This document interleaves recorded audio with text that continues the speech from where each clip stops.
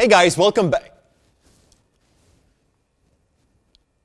Something is off. The white balance. Let me just set that correct.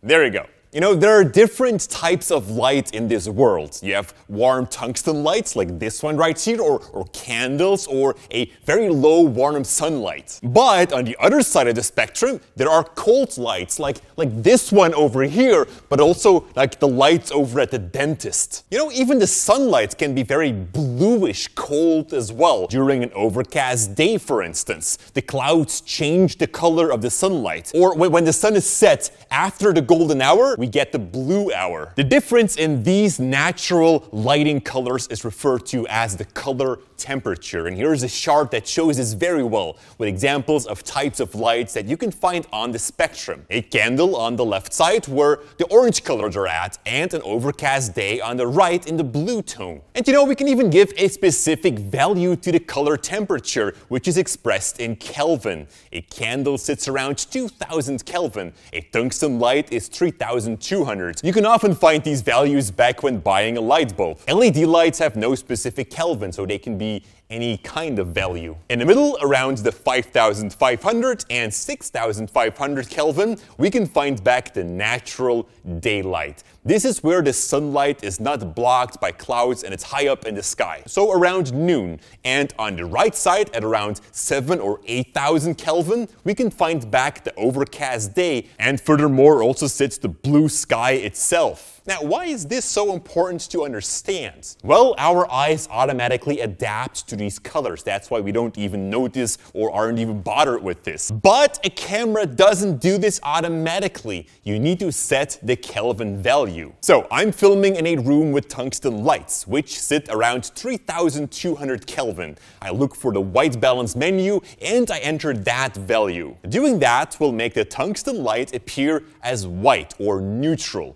This technique is called taking a white balance. We are balancing the light color to appear white on camera. Now, setting that exact Kelvin value gives you, of course, the most control, but you can also choose from a series of presets. You'll see some icons in your white balance menu that represents the kinds of lights that you have. These are preset values and will most of the time do the trick just as good. Now, there is one option in there that you should never pick though, and that is AWB, or auto white balance. And although an automatic white balance seems as a good idea, it causes the colors to shift and change. The colors in your shot should stay the same unless you have a really good reason for that. So we understand what white balance is now. The idea to make a white plane appear as white on camera. Some cameras, definitely professional video cameras, allow you to even capture a white point. You then simply point a white paper towards the camera and you can do a white balance. The camera will calculate the Kelvin for you and make sure that the paper appears white. And it's going to save that value and not change anymore automatically afterwards. Now, not all SLRs or consumer camcorders can do that, so we'll skip that part. Also, you don't actually need to be that precise.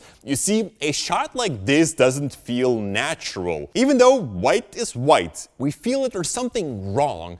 The warmth from the indoor tungsten colors are gone, and the daylight coming through the window is too bluish. So maybe instead of 3200, we should set the Kelvin to around 6000. Aim for the daylight colors. Well, okay.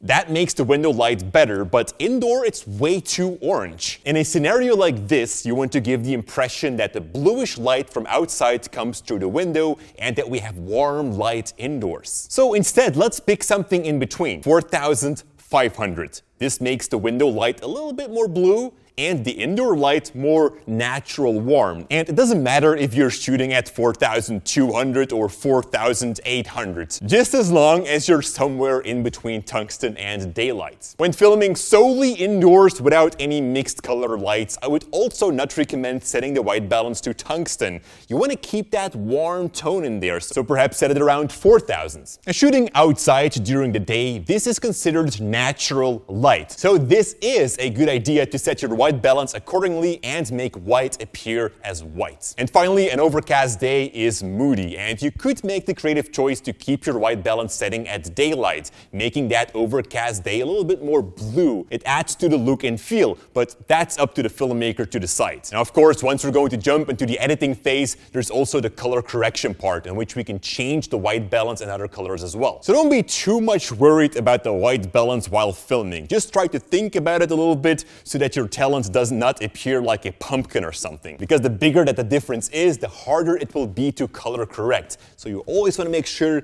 to be somehow correct. Now, we will not cover video editing in this class, but I do offer an editing in Adobe Premiere Pro as well as a color correction class. So if you're interested, you can always check those out. So thanks for watching, and I'll see you back in the next lesson.